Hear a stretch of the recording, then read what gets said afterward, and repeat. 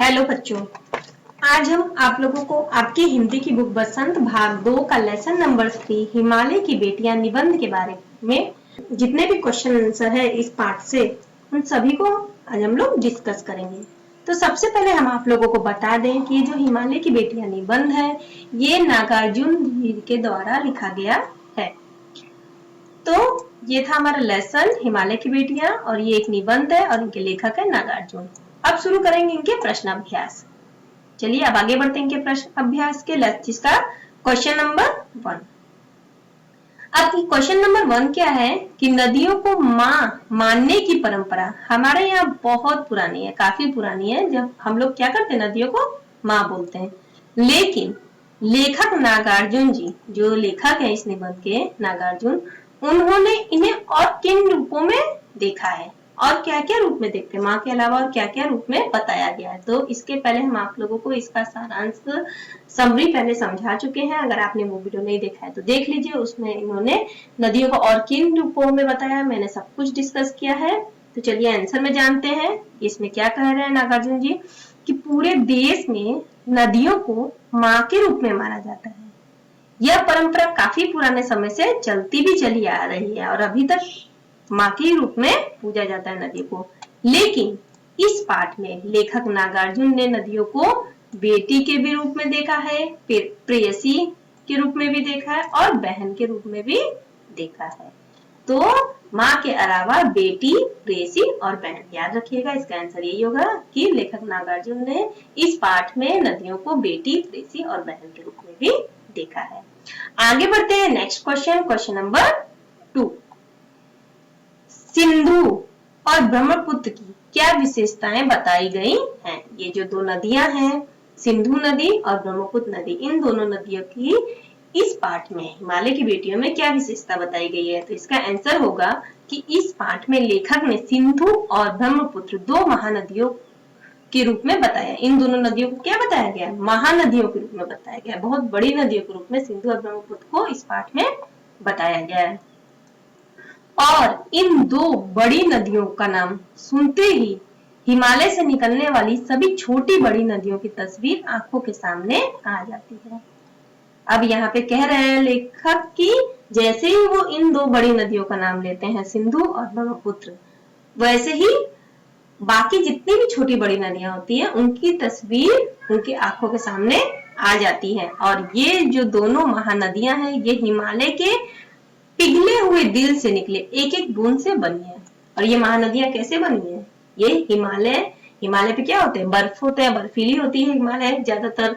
तो वो जो बर्फ पिघल के जब एक एक बूंद पानी के रूप में उस झरने के द्वारा बहकर नदियों से होता हुआ जब ये बड़ा विशाल रूप ले लेता है, वही ये महानदियां हैं। तो कह रहा है कि ये दोनों जो महानदियां हैं हिमालय से पिघले दिल, उनका जो दिल है वो पिघल रहा है, बूंद बूंद कर हिमालय पिघल रहा है और वो पानी झरनों के रूप में बह रही, वहां से एक एक बूंद से ये बनी है।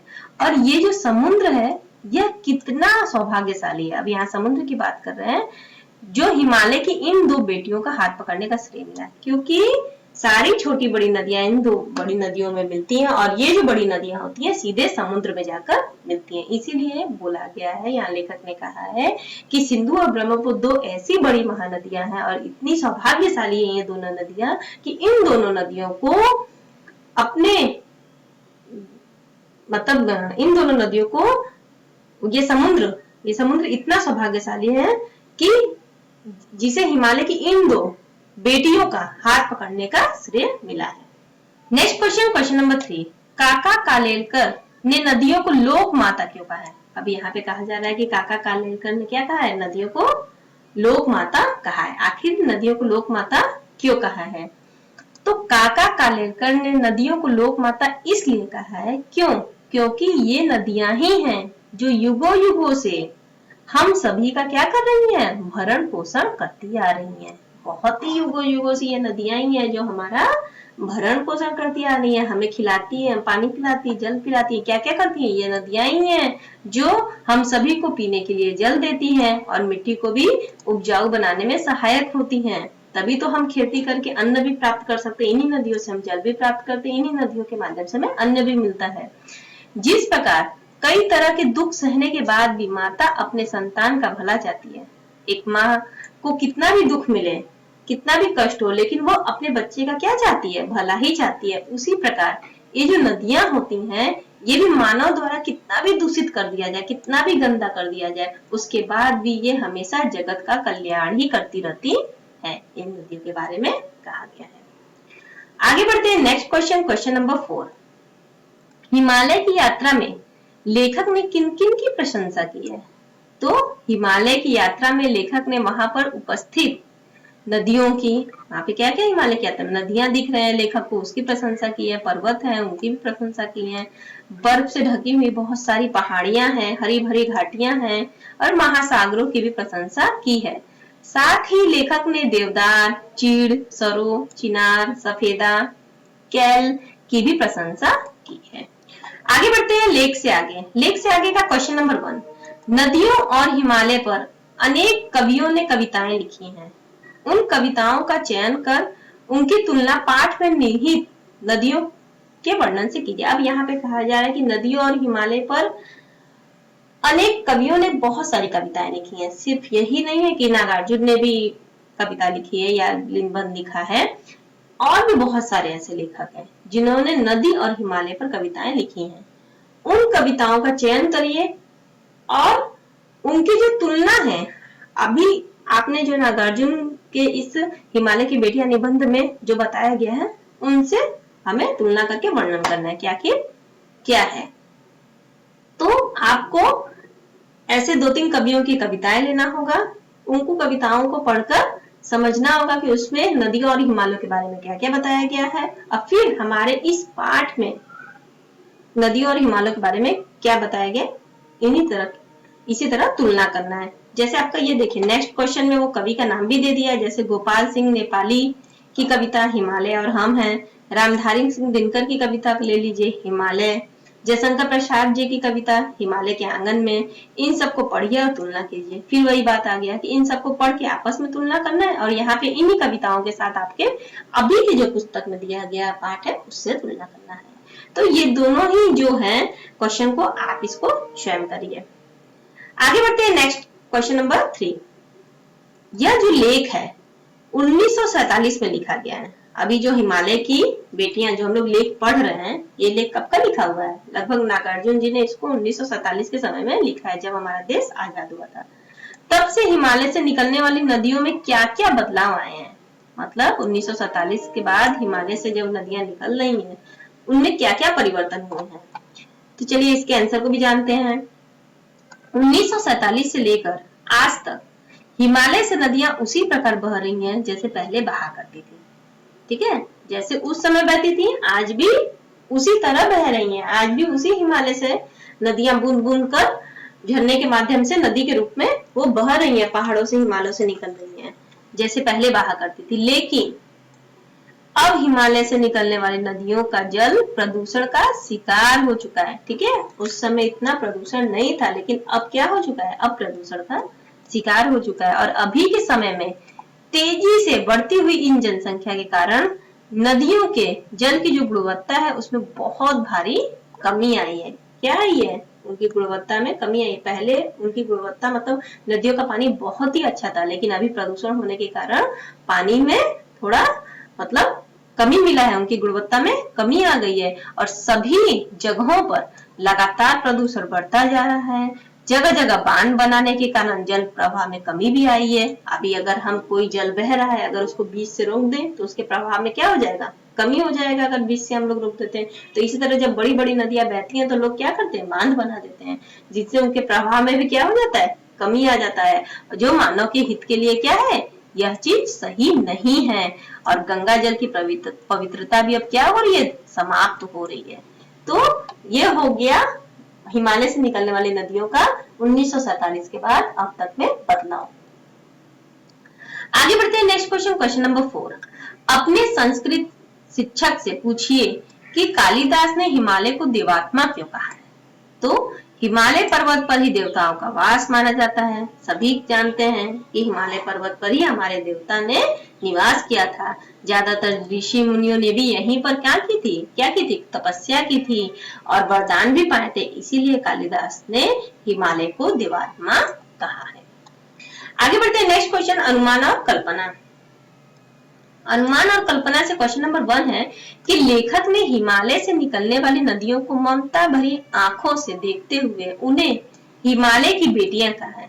लेखक ने क्या कहा है, जो हिमालय से निकलने वाली नदियां हैं, लेखक अपनी ममता भरी आंखों से देखते हैं और देखते हुए कहते हैं कि ये सारी नदियां क्या है, ये हिमालय की बेटियां हैं। आप उन्हें क्या कहना चाहेंगे? नदियों की सुरक्षा के लिए कौन कौन से कार्य हो रहे हैं, जानकारी प्राप्त करें और अपना भी सुझाव दें। तो लेखक ने क्या किया, इसका आंसर चलिए जानते हैं कि लेखक ने नदियों को हिमालय की बेटियां कहा है। क्या कहा है, क्यों कहा है? क्यों? क्योंकि नदियों का उद्गम स्थल है। क्योंकि नदियां कहाँ से निकलती हैं? नदियां इन्हीं हिमालय से ही निकलती, नदियों की शुरुआत यही हिमालय से ही होती है। परंतु हम इन सभी नदियों को माँ का स्थान देना चाहेंगे। क्यों? क्योंकि वे हमें और धरती दोनों को ही क्या करती हैं? जल प्रदान करती हैं। ये नदियां ही हैं जो हमारी प्यास को बुझाती हैं और साथ ही खेतों की भी प्यास को बुझाती हैं। इसीलिए हम इन्हें माँ का ही रूप दर्जा देना चाहेंगे। आगे जानते हैं कि नदियों की सुरक्षा के लिए सरकार ने प्रयास तो कर रही है, सरकार यहाँ प्रयास तो कर रही है, लेकिन अभी तक उनमें गिरने वाले कारखानों के कचरे को रोका नहीं जा सका है। फिर भी नदियों की सुरक्षा के लिए हमारे देश में बहुत सारी योजनाएं बनाई गई हैं जो निम्न हैं। जैसे नदियों के जल को प्रदूषण से बचाने की अभी योजनाएं हो रही हैं, जल का कटाव रोकना, नदियों की सफाई का उचित व्यवस्था करना आदि ऐसे बहुत सारी योजनाएं हैं जो अभी सरकार चला रही है। नदियों की सफाई की उचित व्यवस्था भी की जाए। अभी यहाँ पे पूछा गया ना कि आपके हिसाब से और क्या क्या सुझाव, तो हमारे हिसाब से जो सुझाव था कि नदियों की सफाई की और भी अच्छी से व्यवस्था की जाए, उनमें कचरे फेंकने पर पूरी तरह से रोक लगाई जाए और जितने भी कल कारखाने उनसे निकलने वाले जो दूषित जल है, रसायन है और जो शव प्रभावित किया जाता है पानी में, उन सब पर भी रोक लगाई जाए। नदियों में शव को प्रभावित नहीं देना चाहिए करने। अतः नदियों की जो पवित्रता है उसको बनाए रखने के लिए लोगों में एक चेतना भी जगानी चाहिए, जन चेतना, कि हमें अपने नदियों को माँ के समान मानना है और उन्हें सुरक्षित रखना है, उन्हें गंदा नहीं करना है और सरकार को भी इस तरह के बहुत से कड़े उपाय करने। तो ये था इस क्वेश्चन का आंसर। आगे बढ़ते हैं नेक्स्ट क्वेश्चन, नदियों से होने वाले लाभों के विषय में चर्चा करिए। अब यहाँ पे कह रहा है कि नदियों से आपको क्या लाभ होते हैं, तो हम आपको ऊपर बता ही दिए बहुत सारे हैं और इस विषय पर 20 पंक्तियों का एक निबंध लिखिए। अब आपको 20 लाइन का एक निबंध लिखना है कि नदियों से हमको क्या क्या लाभ होता है। तो नदियां क्या है? नदियां ही तो हमारे जीवन का आधार है। बर्फीली पहाड़ों से निकलकर धरती के धरातल पर बहती हुई नदियां अपनी मीठी रस रूपी जल से असंख्य प्राणियों का जीवन प्रदान करती है। यहाँ पे क्या कहा जा रहा है कि ये जो नदियां होती हैं बर्फीली पहाड़ों से बूंद बूंद होकर निकलती हैं और निकलकर उनका जो मीठा रस, जो जल है, मीठा जल, वो असंख्य मतलब अनगिनत ऐसे बहुत सारे प्राणियों को क्या करती है, बहुत सारे क्या, लगभग सभी प्राणियों को नदियां जीवन प्रदान करती हैं। और ये नदियां सिर्फ लोगों की ही प्यास नहीं बुझाती हैं, बल्कि नदियां धरती को क्या करती हैं, उपजाऊ भी बनाती हैं। लोगों के आने जाने का क्या है, साधन भी है। ये नदियां में देखिए, नाव के द्वारा हम लोग क्या करते हैं, इस पार से उस पार करते हैं, तो ये लोगों के आने जाने का साधन भी है। और इन पर बांध बनाकर बिजली भी उत्पन्न करते हैं। सोचिए, ये हमें रोशनी भी देती है। हमारे ज्यादातर जो तीर्थ स्थल होते हैं वो सब कहाँ बसे हुए हैं, नदियों के किनारे ही बसे हुए। इसी कारण तो नदियों को पूजा भी जाता है हर एक जगह। नदियों से हमारी जो धरती होती है वो उपजाऊ होती है और उससे हमें पदार्थ प्राप्त होते हैं अच्छे अच्छे। और ये हमारे वनों को भी सींचती है, हमारे जो जंगल होती है उनको भी सींचती है। वर्षा लाने में भी ये सहायक होती है। अनगिनत ऐसे जीव भी हैं जो इन नदियों का ही जल पीकर जीवन जीते हैं। और नदियों के किनारे गांव का भी बसेरा होता है, गांव भी बसते हैं नदियों के किनारे।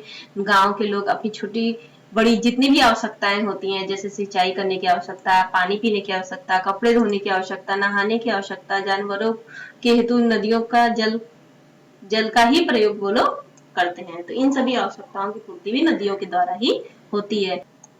अतः हम कह सकते हैं कि नदियां ही क्या है, हमारी संस्कृति की पहचान है। इसे दूषित गंदा हमें कभी नहीं करना चाहिए। क्यों? क्योंकि हमारा जीवन इन्हीं नदियों पर ही निर्भर है। तो ये था कि नदियों से होने वाले लाभों के विषय में मैंने आपको बता दिया, जो 20 पंक्तियां इसमें एक निबंध है, आप लोगों को भी इसे अच्छे से पढ़कर समझ लीजिए ताकि आप अपने से खुद से को कर सकें। आगे बढ़ते हैं नेक्स्ट भाषा की बात। भाषा की बात का क्वेश्चन नंबर 1 है कि अपनी बात को कहते हुए लेखक ने अनेक समानताएं प्रस्तुत की है। ऐसी तुलना से अर्थ अधिक स्पष्ट एवं सुंदर बन जाता है। ठीक है, यहाँ पे बता रहे हैं, क्वेश्चन में कह रहा है कि अपनी बात कहते हुए लेखक जब अपनी बात को कहते हैं इस निबंध में हिमालय की बेटियां में, तो बहुत सारी ऐसी समानताएं प्रस्तुत की है। मतलब ऐसी तुलना से अर्थ अधिक स्पष्ट और सुंदर बन जाता है। जैसे कोई बातें हम बताते समय अगर हम आपको एग्जाम्पल उदाहरण के द्वारा समझाते हैं तो आपको किसी भी चीज को बहुत अच्छे से स्पष्ट हो जाता है। तो इसी तरह लेखक ने भी किया है। जैसे उदाहरण के लिए कि संभ्रांत महिला की भांति वे प्रतीत होती है। ठीक है, अब संभ्रांत महिला से और मामी की गोद की तरह उनकी धारा में डुबकियां लगाया करता है। यहाँ पे भी तुलना की गई है माँ, दादी और मौसी और मामी की गोद की तरह। तो अन्य पाठों में से भी ऐसे 5 तुलनात्मक प्रयोग निकालकर कक्षा में सुनाइए और उन सुंदर प्रयोगों को कॉपी में भी लिखिए। जिस तरह यहाँ पे संभ्रांत महिला मतलब एक अच्छी महिला की भांति नदियों को कहा गया है, माँ और दादी और मौसी और मामी की जो गोद होती है उसी तरह उनकी धारा में डुबकियां लगाने की तुलना की गई है। तो उसी तरह और भी लेसन मतलब हिमालय की बेटियों के अलावा और भी बहुत सारे लेसन है, उनसे ही 5 तुलनात्मक प्रयोग निकालकर कक्षा में हमें सुनाना है अपने क्लास में और उन सुंदर प्रयोगों को कॉपी में लिखना भी है। तो देखिए मैंने यहाँ पे अन्य पाठों से ये 5 पंक्तियां ली है। जैसे लाल किरण सी चोंच खोल चुगते तारक अनार के तुलना की गई है चोंच की, और वो अनार के दानों को क्या कर रहे हैं, चुग रहे हैं। चुगते तारक, जैसे वो जो तारा है वो अनार के दानों की तरह है। दूसरा है कि उन्होंने संदूक खोलकर एक चमकती सी चीज निकाली। ठीक है, अब वो जो चीज है उनकी तुलना किससे की गई है, चमकने से की गई है। तो चमकती सी चीज। सागर की हिलोरे की भांति उसका यह मादक स्वर गली भर के मकानों में उस ओर तक लहराता हुआ पहुंचता है और खिलौने वाला आगे बढ़ जाता है।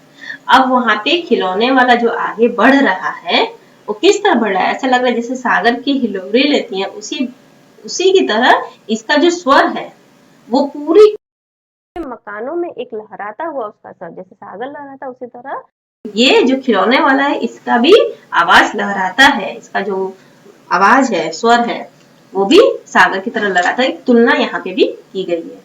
इन्हें देखकर तो ऐसा लग रहा है मानो बहुत सी छोटी छोटी बालूशाही रख दी गई हो। अब यहाँ पे तुलना की गई है किससे, बालूशाही, छोटी छोटी बालूशाही को। यहाँ पे ये आपको मिलेगा आगे रक्त वाले लेसन में, आपको उसमें बालूशाही ब्लड को मतलब कंपेरिजन किया गया है। नेक्स्ट है बच्चे ऐसे सुंदर थे जैसे सोने के सजीव खिलौने। अब यहाँ बच्चों की तुलना कैसे की गई है, जैसे सुंदर सुंदर सजीव खिलौने होते हैं उसी तरह। आगे बढ़ते हैं नेक्स्ट क्वेश्चन नंबर 2। निर्जीव वस्तुएं आप जानते हैं जिसमें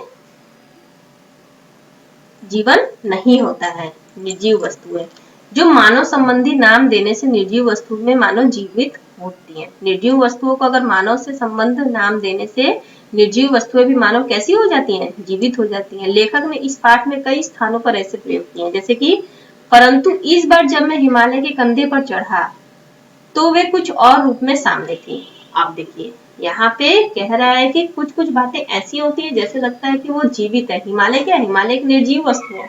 लेकिन यहाँ पे लेखक कैसे बोल रहे हैं कि जैसे ही मैं हिमालय के कंधे पे चढ़ा, उनको जीवित बनाती है, उनको एक मनुष्य के रूप में बोल रहा है, हिमालय को उनको जीवित बना दिए। जब मैं चढ़ा, सच में लेखक हिमालय पे चढ़ते लेकिन वो निर्जीव है, लेकिन उनको जीवित बना के उनके कंधे की बात कर रहे हैं।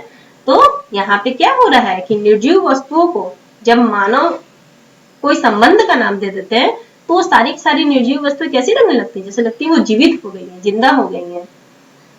अब यहाँ पे दूसरा है, जैसे काका कालेलकर ने नदियों को क्या कह दिया, लोक माता कह दिया। अब पाठ में और भी इसी तरह के उदाहरण ढूंढने को कहा गया, जैसे यहाँ पे मैंने और भी उदाहरण पाठ से ही लिया गया, इसी पाठ से हिमालय की बेटियां जैसे संभ्रांत महिला की भांति प्रतीत होती थी।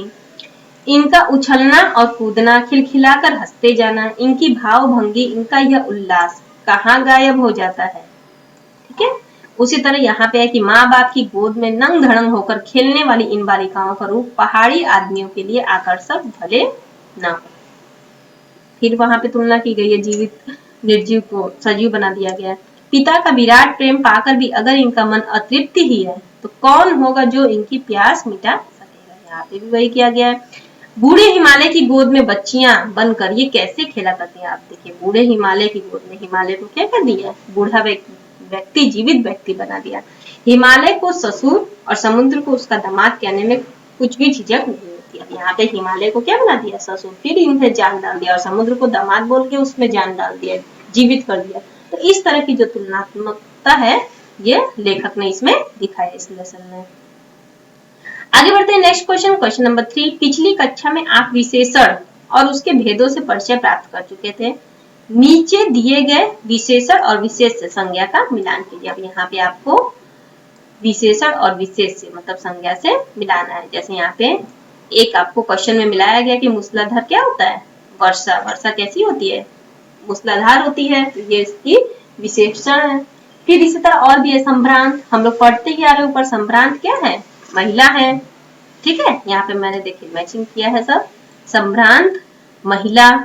चंचल क्या है, नदियां हैं। समतल क्या होती हैं, आंगन। आंगन एकदम प्लेन होता है, समतल होता है। और नदियां क्या होती हैं, चंचल होती हैं, हर एक जगह बहती रहती हैं, लहराती रहती हैं। घना क्या होता है, जंगल। जंगल बहुत घना होता है क्योंकि उसमें बहुत सारे पेड़ पौधे होते हैं। और बारिश कैसी होती है, मूसलाधार होती है। तो यहाँ पे हमने सारे के सारे विशेषण को विशेष से मिला दिया उनकी संज्ञाओं से।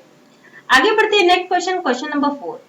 द्वंद्व समास के दोनों पद प्रधान होते हैं। ठीक है, द्वंद्व समास में क्या होते हैं, दोनों ही पद प्रधान होते हैं। इस समास में और शब्द का लोप हो जाता है, मतलब और शब्द नहीं मिलता है। जैसे कि राजा रानी, अभी राजा भी इसमें प्रधान है, रानी भी प्रधान है, दोनों ही प्रधान है, लेकिन इसमें और नहीं है। ठीक है, द्वंद्व समास में जिसका अर्थ क्या होता है, राजा और रानी। तो पाठ के कई स्थानों पर ऐसे ही द्वंद्व समासों का प्रयोग किया गया है। इन्हें खोजकर वर्णमाला क्रम में आपको लिखना है, जैसे छोटी बड़ी। ठीक है, तो छोटी और बड़ी, भाव भंगी, भाव और भंगी, माँ बाप, माँ और बाप। आगे बढ़ते हैं नेक्स्ट क्वेश्चन नंबर 5। नदी को उल्टा लिखने से दीन होता है। ठीक है, अगर नदी को आप उल्टा लिखेंगे तो क्या लिखा जाएगा, दीन होता है। इसका अर्थ होता है गरीब। ठीक है, नदी का तो आप जानते ही है नदी, लेकिन अगर उसको उल्टा कर दे तो वो दीन हो जाएगा, और इसका अर्थ क्या होता है, गरीब होता है। आप भी ऐसे 5 ऐसे शब्द लिखिए जिसे उल्टा लिखने से सार्थक शब्द बन जाए। प्रत्येक शब्द के आगे संज्ञा का नाम भी लिखिए। जैसे नदी से दीन बना, तो ये कैसी संज्ञा होती है, ये एक भाववाचक संज्ञा हो गई। चलिए आगे इसका आंसर और भी एग्जाम्पल है, जैसे राज और जरा, ये क्या है, ये भी एक भाववाचक संज्ञा है। राम और मरा, ये भी एक भाववाचक संज्ञा है। राही से उल्टा कर देने पे हीरा, ये एक द्रव्यवाचक संज्ञा हो गया। नौ से वन, जातिवाचक संज्ञा। और नमी से नीम, ये भी जातिवाचक संज्ञा का एग्जाम्पल हो गया। आगे बढ़ते हैं नेक्स्ट क्वेश्चन, क्वेश्चन नंबर 6। कि समय के साथ भाषा बदलती है, शब्द भी बदलते हैं और उनके रूप भी बदलते हैं। जैसे बेतवा नदी के नाम का दूसरा रूप क्या था, बेत्रवती। तो नीचे दिए गए शब्दों में से ढूंढकर इन नामों के अन्य रूप में लिखे। तो आपके क्वेश्चन में यहाँ पे सतलुज, झेलम, अजमेर, रोपड़, चिनाब, बनारस है। और यहाँ पे ये ऑप्शन दिया गया है कि विपाशा, रूपपुर, अजय मेरू, विशस्ता, शत्रुघ्न और वाराणसी। तो समय के साथ क्या होता है, नाम भी बदल जाता है। पहले देखिए कोई शहर का नाम कुछ रहता है, किसी का कुछ रहता है। ठीक है, कोई नदियों का नाम पहले किसी नाम से जाना जाता है, बाद में वो परिवर्तित है। तो इसी तरह यहाँ एग्जाम्पल दिया जिसे हम लोग को मिलाना है। जैसे सतलुज, सतलुज का किससे होगा, शत्रुघ्न से। रोपड़ क्या हो गया, रूपपुर। झेलम वितस्ता, चिनाब विपाशा, अजमेर अजय मेरू और बनारस वाराणसी। आगे बढ़ते हैं नेक्स्ट क्वेश्चन कि उनके ख्याल में शायद ही यह बात आ सके कि बूढ़े हिमालय की गोद में बच्चियां बनकर ये कैसे खेला करती हैं। ठीक है, अब यहाँ पे ये जो वाक्य है, इस वाक्य में हमें क्या बताना है कि उपर्युक्त जो पंक्ति है इसमें ही के प्रयोग की ओर ध्यान देना है। ठीक है, ही यहाँ पे कहा गया है ना कि उनके ख्याल में शायद ही यह बात आ सके कि बूढ़े हिमालय की गोद में बच्चियां बनकर ये कैसे खेला करती है। ठीक है, अगर हम आपको ही ये बात बोल रहे हैं कि आपके ख्याल में शायद ही यह बात याद हो, ठीक है, कि मैंने पिछले लेसन में आपको इसको इस क्वेश्चन का आंसर ये दिया था। तो ही मतलब ही वाला वाक्य क्या होता है, नकारात्मक अर्थ दे रहा है कि शायद, शायद मतलब ना के समान। इसीलिए ही वाले वाक्य में कही गई बात को हम ऐसे भी कह सकते हैं कि उनके ख्याल में शायद यह बात नहीं भी आ सके। ठीक है, अभी जैसे हम आपको पूछे कि पिछले वीडियो में हम आपको इस क्वेश्चन का आंसर शायद ये नहीं भी दिया हो या शायद दिया भी गया हो, तो इस प्रकार क्या होता है, इसी प्रकार नकारात्मक जो प्रश्नवाचक वाक्य होते हैं वो भी कई बार नहीं के अर्थ में इस्तेमाल नहीं होते हैं।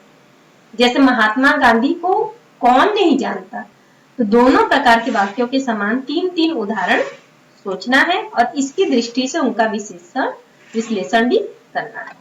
तो यहाँ पे देखिए मैंने यहाँ एग्जाम्पल लिखा है वाक्य और इनका विश्लेषण। जैसे वह शायद ही पहली बार बंबई गया हो, या फिर इसका का विश्लेषण कर दे तो वह शायद बंबई न गया हो। शायद ही उस दुकान में ब्रेड मिले, शायद उस दुकान में ब्रेड न मिले, न के बराबर है। रोहित शायद ही उधर खेल रहा हो, रोहित शायद उधर न खेल रहा हो। नरेंद्र मोदी को कौन नहीं जानता, हर कोई नरेंद्र मोदी को जानता है। अदरक के गुणों से कौन परिचित नहीं है, अदरक के गुणों से सभी लोग परिचित हैं। शिक्षा की उपयोगिता को कौन नहीं जानता, तो शिक्षा की उपयोगिता को सभी जानते हैं। ये हो गया वाक्य का विशेषण। ये आपका लेसन का पूरा आंसर था। आशा करती हूँ कि आपको ये वीडियो समझ में आया होगा। समझ में आया तो वीडियो को लाइक करें, चैनल को भी सब्सक्राइब करें और बेल आइकन पे भी प्रेस करें ताकि आपको आगे के जितने भी वीडियो के नोटिफिकेशन है मिल जाए। और यदि आपने सब्सक्राइब किया तो बहुत बहुत धन्यवाद। और अगर आपको यह टेक्स्ट के रूप में चाहिए तो हमारे डिस्क्रिप्शन बॉक्स के लिंक में आपको डिस्क्रिप्शन बॉक्स में लिंक मिल जाएगा www.educationforindia.com। उसमें जाके आप इसको टेक्स्ट के रूप में भी प्राप्त कर सकते हैं। तो आपको ये वीडियो कैसा लगा हमें कमेंट करके जरूर बताएं। हमारा वीडियो देखने के लिए बहुत बहुत धन्यवाद।